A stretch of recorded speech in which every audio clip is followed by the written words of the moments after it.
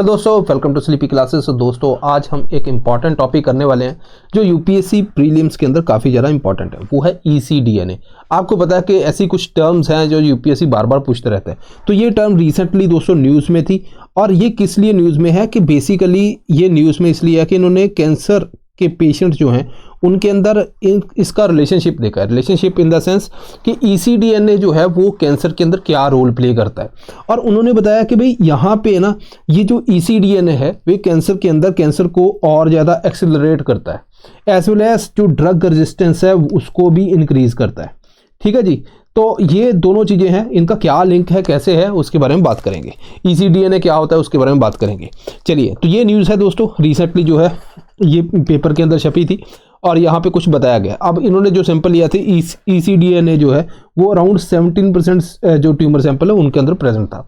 ठीक है, चलो हमें ये तो नहीं पूछा जाएगा कितने परसेंट क्या है, लेकिन हमें टर्म जो है वो पूछी जाएगी। अगर हम नॉर्मल सेल की बात करें तो वहाँ पे क्या होता है, 23 पेयर ऑफ क्रोमोसोम होते हैं।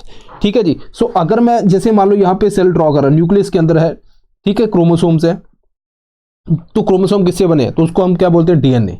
तो यहाँ पे हम मान लेते हैं डीएनए। ठीक है जी, अब क्या हुआ कि जो रिसर्चर्स हैं उन्होंने बहुत टाइम से जो है जो नॉर्मल डीएनए है, ठीक है, जो न्यूक्लियस के अंदर है उसके साथ साथ कुछ एक्स्ट्रा जो है यहाँ पे डीएनए देखा है, तो इसको नाम दिया गया ईसीसीडीएनए, एक्स्ट्रा क्रोमोसोमल सर्कुलर डीएनए। ठीक है, अब ये ईसीसीडीएनए को इन्होंने देखा। अब क्या हुआ, अब इसको माइक्रो डीएनए भी बोलते हैं, ये आपको ध्यान रखना है। ठीक है जी, अब क्या हुआ कि जो कैंसर सेल है जिनके अंदर जो ट्यूमर है अगर हम बात करें, उस केस में इन्होंने स्पेशली जो है ये जो न्यूक्लियस के अंदर जो एक्स्ट्रा डीएनए है उसका नाम दिया ईसीडीएनए, एक्स्ट्रा क्रोमोसोमल डीएनए। ठीक है जी, अब यहाँ पे हमें ये ध्यान रखना है कि इसका रोल क्या है, लेकिन उससे पहले हमें एक बेसिक कंसेप्ट पता होना चाहिए। हमें ये पता है कि जैसे मान लो ये डीएनए है, अब डीएनए के अंदर जो है ना कुछ पोर्शन किसी न किसी चीज़ का कोड है, राइट। जैसे सॉफ्टवेयर होता है, सॉफ्टवेयर के अंदर कोड है, वही वैसा ही सॉफ्टवेयर जो है बनता मतलब काम करता है। तो ये है अपना डीएनए। अब डीएनए के अंदर लेट से इतना पोर्शन जो है वो उसके अंदर एक कोड है। क्या कोड है कि सेल की ग्रोथ कितनी होगी। ठीक है, सेल की कितनी ग्रोथ होगी। जैसे हमारे हाथ हैं तो देखो ये इनकी एक स्पेसिफिक लेंथ है, तो हमारा सेल एक पर्टिकुलर टाइम तक ग्रो करता है, जब उतना साइज ग्रो हो जाता है तो उसके ऊपर एक जो है ना चेक लग जाता है कि भाई इससे आगे ग्रो नहीं करना। ठीक है, सो ये सेल ग्रोथ का इसके अंदर कोड है। ठीक है जी, तो अब ये जो कोड है, अब इस पोर्शन को क्या बोलेंगे, जीन। मान लीजिए ये वाला यहाँ पे जो कोड है वो हमारे आई कलर के लिए है। ठीक है, अब ये आई कलर के लिए, तो ये कोई और दूसरा जीन हो गया। ठीक है जी, अब ये जो सेल ग्रोथ के लिए जो कोड है, जो जीन है, इसको हम बोलते हैं प्रोटो ऑन्कोजीन। ठीक है, अब यहां पे मान लो कि कोई म्यूटेशन हो जाती है, म्यूटेशन इन द सेंस कोई चेंज हो जाता है कोड के अंदर, जैसे फाइल करप्ट हो जाती है, कोई बग आ जाता है उसके अंदर, कोई कोड के अंदर छेड़छाड़ होगी, तो वैसे ही हमारी बॉडी के अंदर अगर यहां पे म्यूटेशन होती है तो ये जो प्रोटो ऑन्कोजीन है, प्रोटो ऑन्कोजीन है ना दोस्तों, ये कन्वर्ट हो जाता है ऑन्कोजीन के अंदर। तो पहले इसका काम क्या था कि सेल की ग्रोथ को कंट्रोल करना। अब सेल की ग्रोथ जो है आउट ऑफ कंट्रोल हो जाती है। अब इसी को हम क्या बोलते हैं दोस्तों, इसी को बोलते हैं हम ट्यूमर या फिर कैंसर। ठीक है जी, तो ये आपको ध्यान रखना है। सो इट मीन्स कि हमें ये पता चल गया कि ऑन्कोजीन क्या है, they are basically mutated gene which cause cancer, right. अब ये बात होगी। अब हमें यहाँ पे देखना है कि ये जो सेल ग्रोथ है, ठीक है, जैसे मान लो मैं बोलता हूँ कि मेरे जो मसल प्रोटीन है, मसल प्रोटीन कैसे बनता है।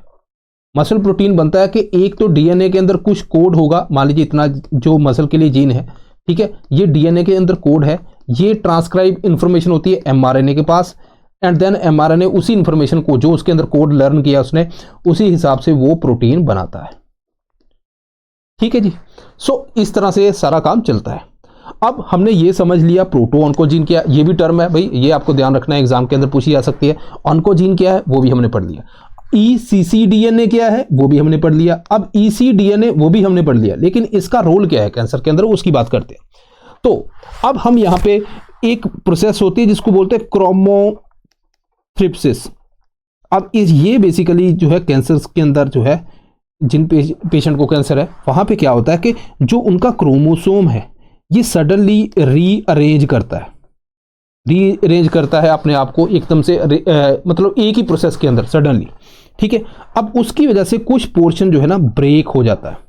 अब जैसे मान लो ये न्यूक्लियस है, इसके अंदर जो डीएनए है, अब ये सडनली अपने आप को रीअरेंज करेगा, कुछ ब्रेक हो गया, यहाँ पे आ गया, तो वो ब्रेक पोर्शन को क्या बोलते हैं, ईसीडीएनए, ठीक है जी।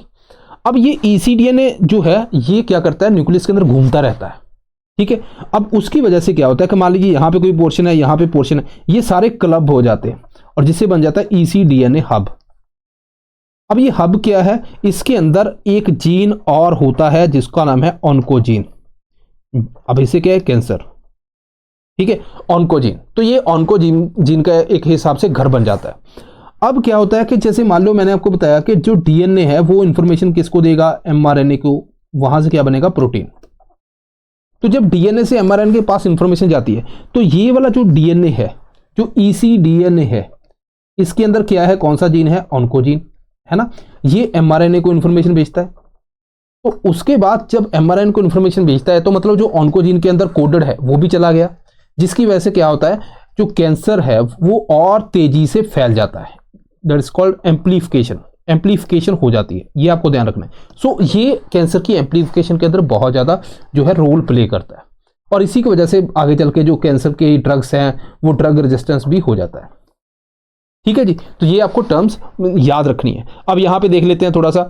अब देखो मैंने क्या बताया था आपको, क्विकली एक बार देख लेते हैं। ईसीडीएनए पहले जो रिसर्चर ने देखा, कैंसर स्पेसिफिक टर्म दे दी गई ईसीडीएनए, हालांकि ये जनरल टर्म भी है कि जो भी एक्स्ट्रा क्रोमोसोमल डीएनए उन सभी को भी कई बार बोल दिया जाता है।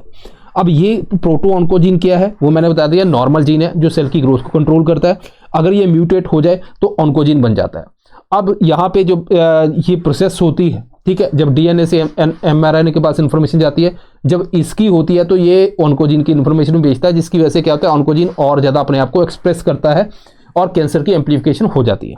अब ये जो अगर आप देखोगे नॉर्मली अगर हम बात करें, जैसे क्रोमोसोम की बात करते हैं, जैसे जीन है, तो मेंडल का जो इंडिपेंडेंट असॉर्टमेंट वाला जो लॉ था, ठीक है, मेंडल का जो लॉ था वो क्या बोलता है कि जो जीन है वो इंडिपेंडेंटली जो है अपना पाथ तय करते हैं, आगे आगे मूव करती हैं।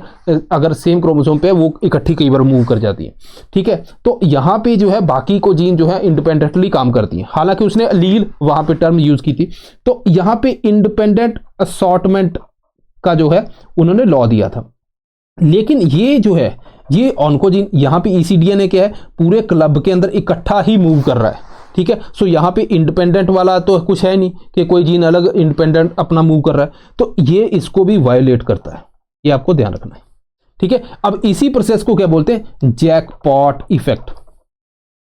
ये कुछ और टर्म है जो मैंने इसके रिलेटेड आपको बता दी। सो आई होप कि आपको कुछ टर्म्स ये क्लियर हुई होंगी।